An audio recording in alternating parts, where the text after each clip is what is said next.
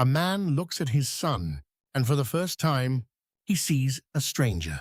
The eyes are wrong. The face is wrong. Something inside him already knows, but he says nothing. Because in the ancient world, a truth like this could end more than a marriage. It could end a bloodline. Think about this for a moment. For most of human history, a father could never be certain. A mother always knew the child was hers. She carried it. She felt it. She gave birth to it. But the father? He had only one thing: trust. And trust can be broken. This is the story of what happened when an ancient man discovered the unthinkable. That the child he fed, the child he protected, the child who called him father, was not his at all. Let that sink in.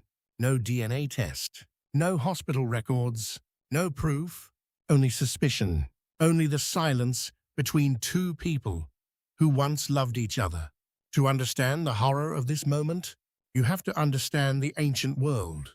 In those times, a child was not just a child. A child was survival. A child was labor. A child was your name, carried forward after death. In many cultures, a man without a son simply disappeared. His land passed to others. His name was forgotten. His entire life erased. So when a man raised a son, he wasn't just raising a boy. He was raising his future, his immortality, everything he would ever leave behind. Now imagine learning. It was all a lie. But here's the strange part. In the ancient world, most men never found out. They couldn't. There was no way to know. A child's face could be explained away. He looks like your grandfather. Children change as they grow. It's the will of the gods. Doubt was everywhere, but proof was nowhere. And that gap, that terrifying gap between feeling and knowing, drove ancient societies to do something extreme. They built systems, not to find the truth, but to control the possibility of betrayal. Think about this. If you cannot catch a lie, you must prevent it. So ancient cultures wrapped women in rules, walls, veils, watches, locked rooms, arranged marriages, chaperones who never left their side. It looks like cruelty, and often it was. But underneath it all was a single desperate fear, the fear of raising another man's child. In ancient Mesopotamia, the code of Hammurabi was carved into stone nearly 4,000 years ago, and many of its harshest laws were about exactly this: faithfulness, suspicion, punishment. A woman accused of betrayal could be thrown into the river. If she survived, she was innocent. If she drowned, she was guilty. Let that sink in. The truth was decided by whether or not you could swim. But wait, it gets stranger, because the law didn't only punish the woman. It punished the doubt itself. A man who falsely accused his wife could also be punished. Why? Because doubt was dangerous. Doubt could destroy families. Doubt could break the fragile order that ancient society depended on. So they tried to control even that. In ancient Rome, the father held a power almost beyond imagination. It was called patria potestas, the power of the father. A Roman father could accept a child or reject it. When a baby was born, it was placed on the ground. If the father lifted it up, the child lived. If he turned away, the child was abandoned. This was law. This was normal. And behind that terrible choice was always the same hidden question. Is this child mine? Now picture the moment. A man comes home. His wife is glowing. The household celebrates. A son has been born. And he walks toward the cradle, ready to lift the child into his arms. But he stops, because someone, a servant, a rival, a whisper in the dark, has planted a single sentence in his mind. The child is not yours, and now he cannot unhear it. This is where the real story begins. Not with proof, with poison, because in a world without evidence, a rumor was a weapon. A single accusation could destroy a woman, could destroy a child, could destroy an entire family line. And here is the cruelty of it. The man could never know for sure, so he was trapped. If he believed the rumor, he might cast out his own blood. If he ignored it, he might raise his enemy's son. Either way, he lost something he could never get back. Certainty. Think about what that does to a person. Every laugh from the child becomes a question. Every gesture, every feature, every quiet moment.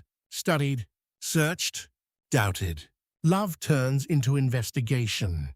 And the home, once a place of safety, becomes a courtroom that never closes.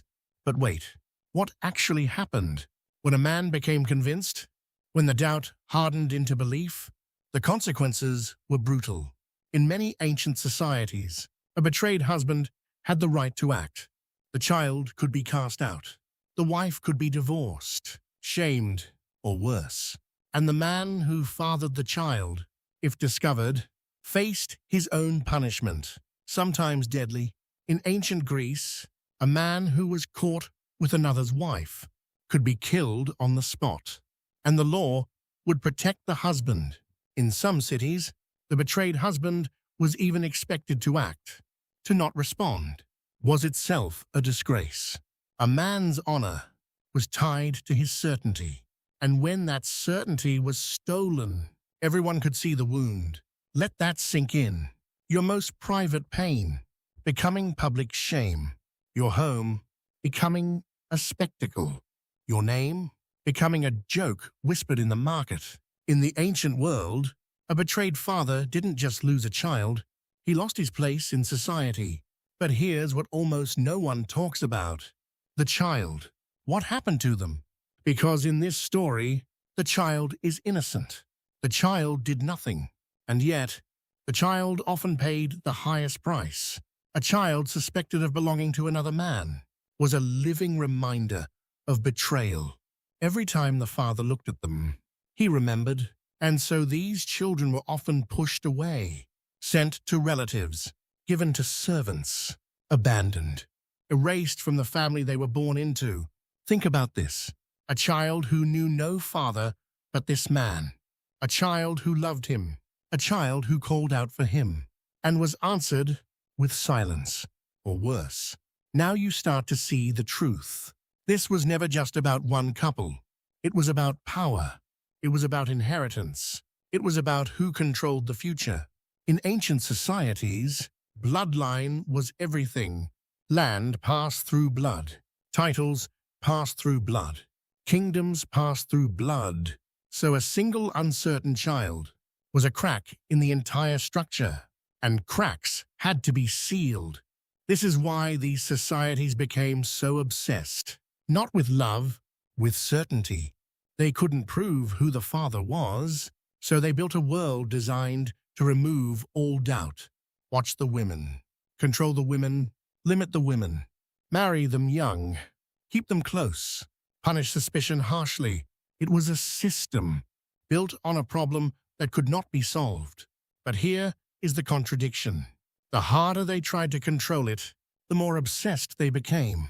The more obsessed they became, the more suspicion grew.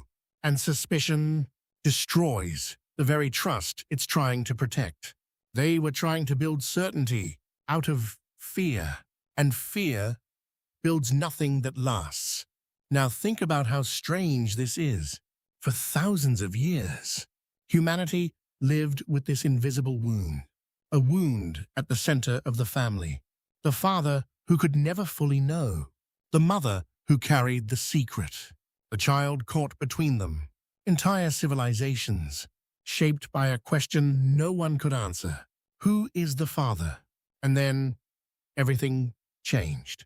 In a single generation, after millions of years of doubt, we found the answer. DNA. A few cells.